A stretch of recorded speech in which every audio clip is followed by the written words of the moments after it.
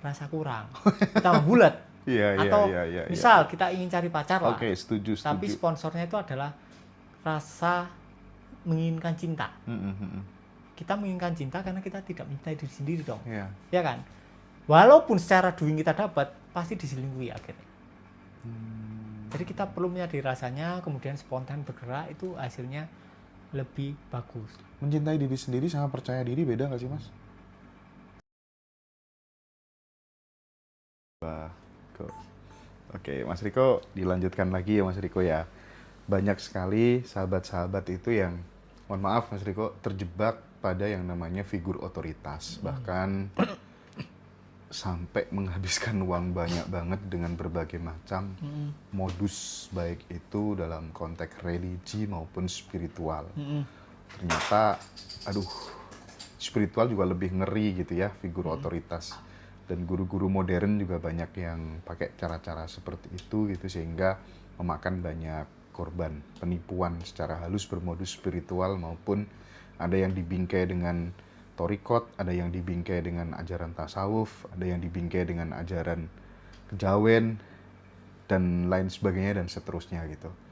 Apa pikiran Mas Riko tentang hal ini supaya kemudian teman-teman mulai lebih aware gitu ya dalam melakukan sebuah proses berspiritual? Gimana Mas? Intinya gini, orang-orang yang memang masuk atau tersesat di dalam figur otoritas atau membutuhkan otoritas dari orang lain adalah orang-orang yang tidak bisa memutuskan kehidupannya sendiri.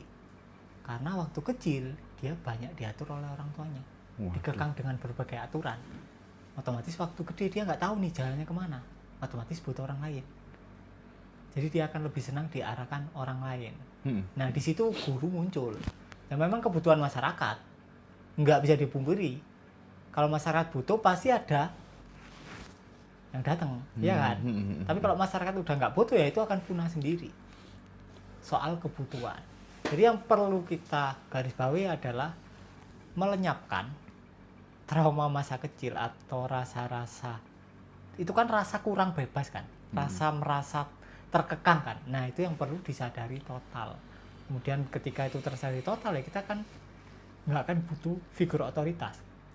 Karena kita ingin diatur orang lain karena kita takut melangkah. Karena kalau kita melangkah berarti kita bertanggung jawab kan. Tapi kalau kita diatur orang, kalau salah langkah kita bisa nyalain dia. Tapi kalau nggak ada yang ngatur, yang kita salahin siapa? Nggak ada. Nah berarti yang perlu disadari adalah ketakutannya. Mungkin kalian perlu mirroring.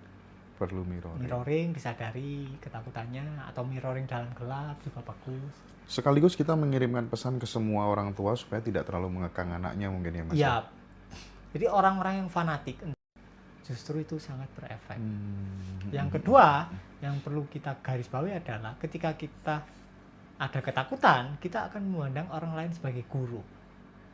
Nah, ketika kita memandang orang lain sebagai guru, tingkatnya di atas kita nih, otomatis kita tidak akan bisa mengalami apa yang si guru ini alami. Itu Stagnan. Kita akan jadi murid terus. Stagnan. Berarti yang harus dilakukan teman-teman yang sekarang dia lagi ibaratnya tuh seolah-olah level spiritual saya bisa ningkat tuh kalau kemudian saya persis ngikuti arahan daripada guru spiritual itu gitu. Nah itu berarti kurang pas, dalam kondisi itu kurang pas pemahaman itu. Jadi gini, nggak ada arahan yang benar. Semua arahan dari orang lain itu salah. Semua arahan dari orang lain? Arahan untuk hidup lo ya. Oh misal kamu harus kerja gini, oh misal kamu harus berpakaian gini, oh kamu harus kerja di laut, oh kamu harus gini, itu pasti salah. Contoh, Mas Hendra bunganya itu mawar, udah berbunga. Otomatis sarannya adalah dari sudut pandang mawar. Padahal yang sedang semen ajak ngomong adalah benih melati. Nggak nyambung, pasti gagal. Nggak bisa. Jadi banyak di grup kita itu minta arahan hidupnya. Oh, Mas aku harus gimana nih? Sama istriku bertengkar ya nggak tahu Pak, disadari aja. Kan pasti gitu kan. Aku sama menjawab kan. Aku tidak pernah ngarahin. Misal waktu itu ada kasus, ada orang alumni letting in tiba-tiba malam dia cerita, Mas aku cerai sama suamiku, mau cerai, ya udah cerai oh, Mbak gitu. Biasanya kan orang kan ngelarang kan, jangan cerai Mbak, gini-gini enggak, ya tak biarin, cerai oh, Mbak gitu, sadari tapi. Nah baru setelah itu dia nggak jadi cerai. Intinya kita perlu menekankan pilihan itu pada orang yang bersangkutan. Jadi bukan pada figurnya, atau bukan pada gurunya, atau bukan pada orang lain. Ada dua, dua-duanya pengen cerai tapi satu nggak cerai kan? Oh iya, satunya nggak cerai. Nah, intinya jangan memberikan saran berupa keputusan. Sarannya itu hanya harus sadari aja. Milih, ya otomatis dia akan memilih dengan sendirinya. Kalau sudah disadari. Karena ngeflow-nya tiap orang itu beda. Yang satu ngeflow-nya kiri, satu ke kanan. Tapi kalau kita arahkan sama arahnya, pasti salah. Gagal pasti. Jadi, kita harus meminimalisir ketergantungan terhadap figur otoritas. Di mana kita diperintahkan untuk jalan ke sana gitu. Tapi sebenarnya kalau mau agak effort gitu terus kemudian melihat oh ini ternyata benihnya ini gitu, bisa nggak sih sebenarnya Mas Riko gitu? Oh berarti sarannya yang tepat begini. Kalau mau lebih effort gitu, bisa nggak sebenarnya? Bisa, tapi kan orang kapan mau belajar? Kan? Iya kan? Buat aku bisa, tapi buat dia kan akhirnya dia tergantung terus kan. Oh iya ya Mas. Iya kan? Ya tim tanpa pintu uangnya banyak akhirnya. Tapi kan kalian ketergantungan. Nah itu yang kita nggak mau itu di situ. Jadi sadari aja. Jadi kalau kalian sudah masuk kelas ya udah sadari. Mungkin kalian bisa sharing-sharing, tapi jawaban kita akan sama. Sadari dulu.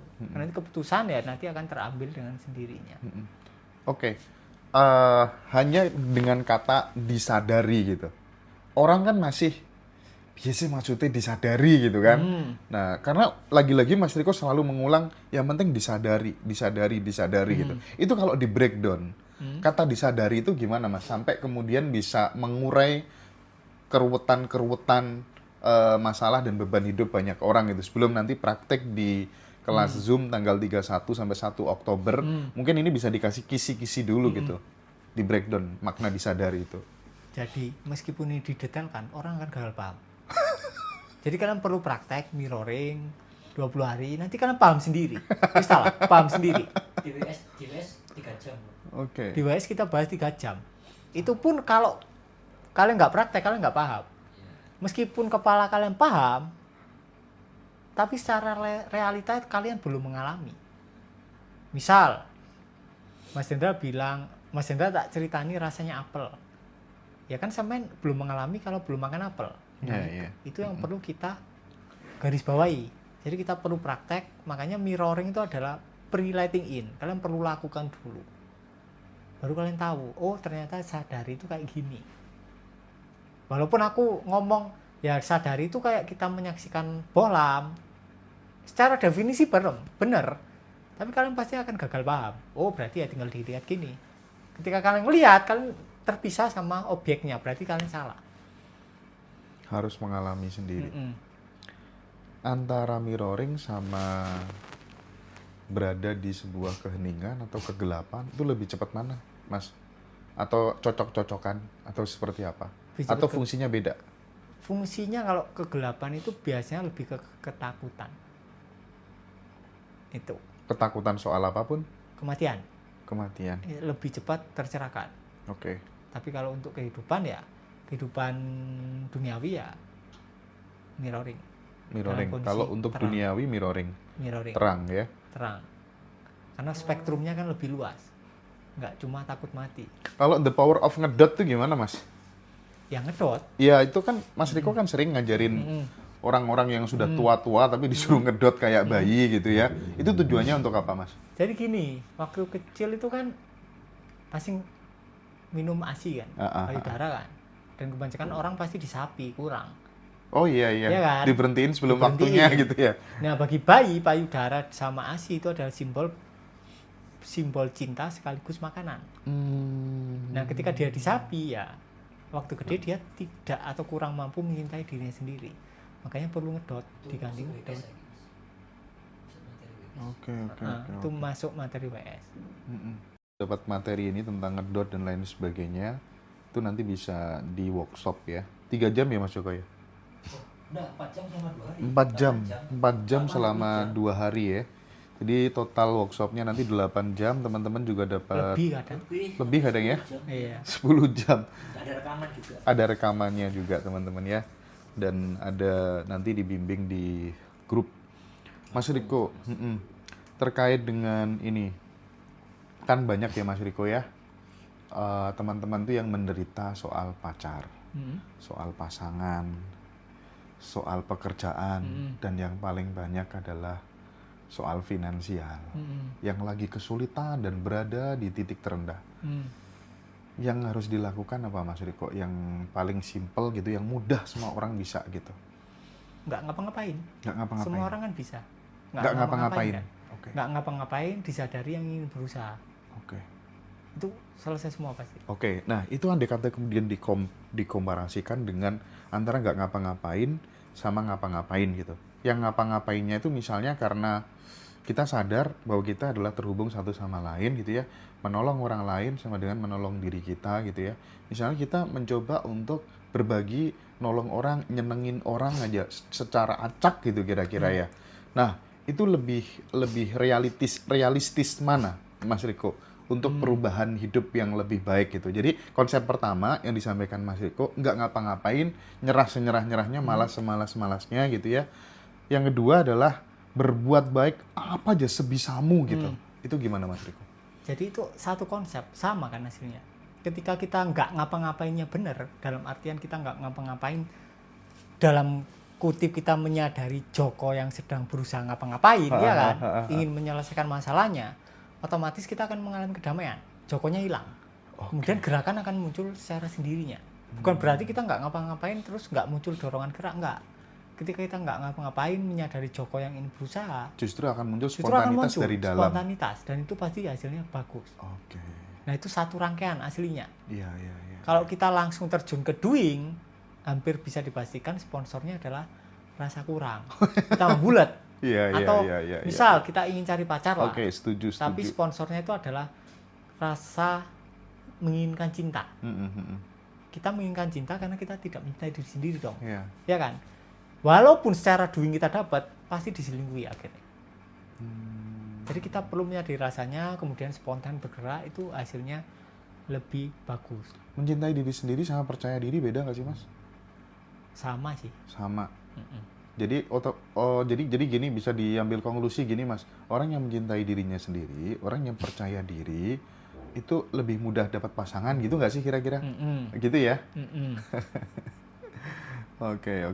Nah, keindahan yang timbul dalam sebuah keheningan gitu, dengan kemudian kita sering praktek stay of awareness lewat lewat mirroring, kemudian ngedot, ya, rebahan dan lain sebagainya. Itu kan kadang kita mengalami keindahan-keindahan yang sepintas gitu. Kalau Mas Riko membahasakan itu sebagai satori gitu.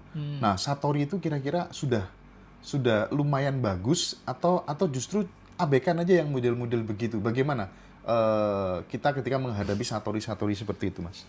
Jadi satori itu adalah lubang kecil untuk mengalami kekosongan. Contoh gini lah, satori itu bukan susah didapat, itu gampang banget. Gampang. Contoh, sekarang coba saya tak suruh selidiki pikiran apa yang akan datang.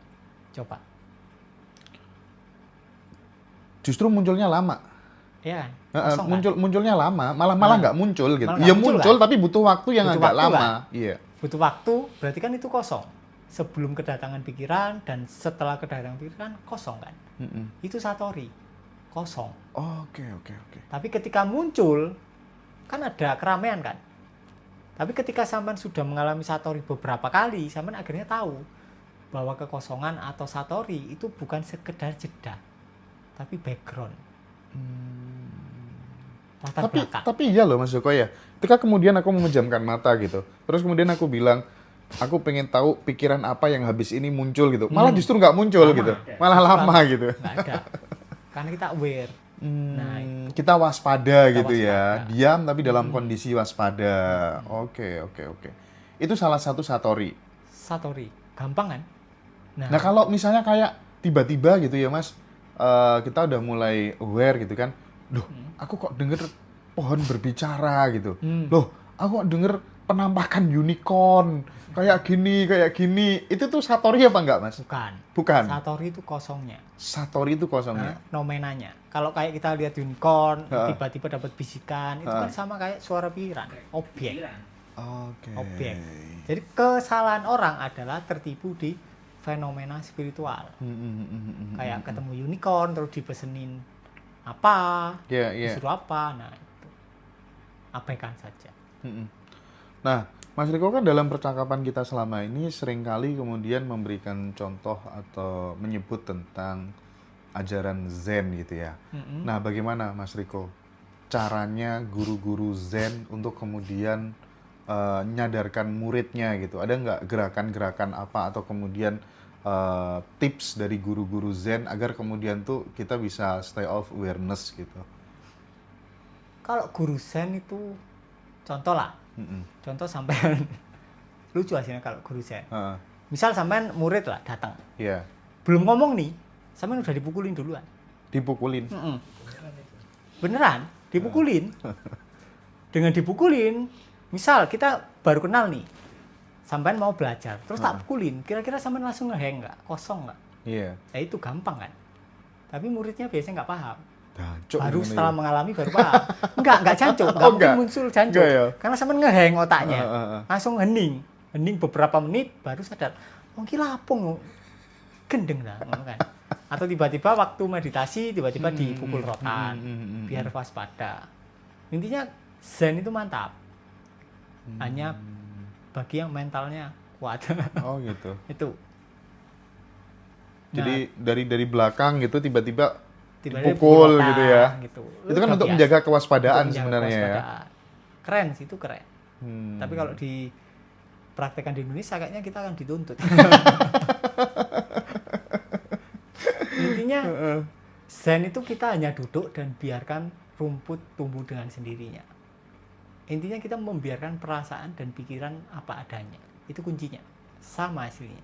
Kita hanya duduk biarkan rumput bertumbuh dengan sendirinya. Wah, keren. Sama. Iya. Oke, aku mulai masuk di Mas Riko keren banget ya teman-teman ya. Nanti kalau pengen diperdalam silahkan join workshop online-nya ya.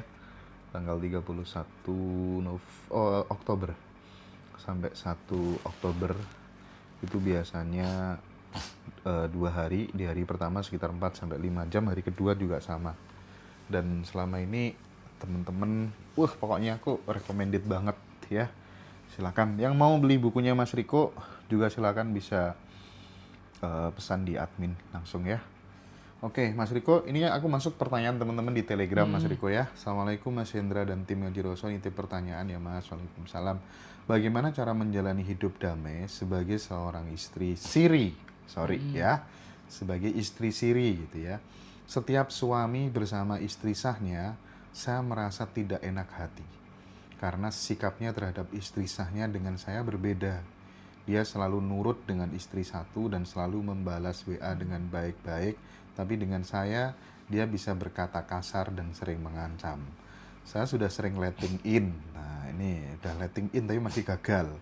Tapi mungkin masih salah prosedur gitu. Bagaimana petunjuk dan arahan dari Mas Riko? Ini Mas, kayaknya cerita seperti ini banyak Mas. Ya, gimana Mas? Jadi ya sebelum kita menyadari emosinya, kita perlu menyadari yang ingin damai dulu. Yang ingin damai, Iya kan? yang tidak. Pertanyaannya kan jelas kan, gimana caranya hidup agar damai? Berarti Ya. dia tidak sedang damai. Ya dia perlu menyadari keinginannya untuk damai terlebih dahulu. Kemudian rasa tidak damainya mulai bisa dipeluk. Ya kan? Jadi nggak tricky. Kalau kalian langsung loncat ke rasa tidak damainya, emosi yang terpicunya, pasti ya letting-nya meleset. Salah. Jadi perlu disadari keinginannya yang ingin damai atau resistensinya terhadap rasa tidak damai itu sendiri. Ini ada yang jawab, mungkin kamu cuma dijadikan bahan gabut aja gitu. Meskipun misal dia kesel nih, kemudian dari rasa keselnya, dari sponsor rasa keselnya, rasa sebalnya, rasa sedihnya dia cerai. Hampir bisa dipastikan nanti dia akan ketemu dan jadi istri sari lagi. Oh gitu Mas? Banyak Iya, kejadian. Iya banyak. Misal dia banyak. istri kedua, kemudian dia nggak cocok nih, kemudian dia cerai. istri kedua lagi, dia cerai, istri kedua lagi. Jadi perlu disadari dulu. Dan kemungkinan besar ada kaitan dengan masa kecilnya. Mungkin masa kecilnya kenapa, nah itu yang ingat ya kalian sendiri. Aku nggak tahu. Jadi masa kecil ternyata sangat berpengaruh terhadap kehidupan kita pada saat udah dewasa. Bahkan itu ke bawah pada saat rumah tangga. Dan itu nanti di Zoom ada mas, praktek pelepasan semuanya ada. Ada. Apa itu namanya pelepasannya tuh? Very viral sih. Very viral. Aslinya yang efektif very viral. Enggak kan kadang aku lihat waktu di Jakarta dulu kan Mas Riko, kapan mau dilepas sekarang? Itu masih ada sekarang? Enggak sih, karena enggak. tricky. Oh tricky. Akhirnya orang-orang salah kaprah, malah terjebak di Apa yang dilihat, siapa yang melihat? Kalau cinta tanpa syarat bagaimana? Maksudnya gimana yang? Kalau cinta tanpa syarat bagaimana? Misal gini, misal sebenarnya lagi ada masalah lah. Heeh. Misal masalahnya apa? Misal masalah Yang real. Yang real. Apa mas? Nah, Aku naik ngawas Atau mas. Joko lah, Untuk Joko lah. guyu ya ini mas. Dompetnya hilang lah misal lah. Iya, iya, Dompetnya iya. hilang. Dompetnya ya kan? hilang. Kan? Yang dilihat apa? Yang dilihat dari fenomena dompet hilang apa? ini sih ribet ngurus kartu. Nah, ribet ngurus kan. SIM ya. Nah, kayak nggak enak kan di dada kan. Yang melihat itu siapa? Joko kan? Ya Joko yang ngelihat. Ya kan? Kalau misalnya kesadaran yang melihat itu Ya, gimana? Nggak ada apa-apa. Nah kan langsung kosong kan? Nggak ada masalah kan? Udah selesai, nggak ada masalah. Itu sama halnya gini sih. Misalnya aku lagi ada perasaan emosi yang kemudian gara-gara apa gitu ya, ke-trigger apa gitu kan. Oh, rasanya suakit hati, terus kemudian jantung kayak tertekan gimana gitu ya. Kamu itu emosi itu atau kamu yang menjadi penyaksi daripada emosi itu kan mirip-mirip sih sebenarnya Atau ya. contohnya gini, misal aku lihat kamera, awal fokus kita kan di kamera. Oke. Kemudian dengan pertanyaan itu kita fokus ke tubuh kan. Kemudian dengan pertanyaan terakhir kita akhirnya tahu oh kalau kita itu ruangnya. Itu aslinya itu. Lebih enak itu. Selesai. Selesai, nggak ada apa-apa. Selesai. Tapi cek bingung mikir ngurus dompetnya ya.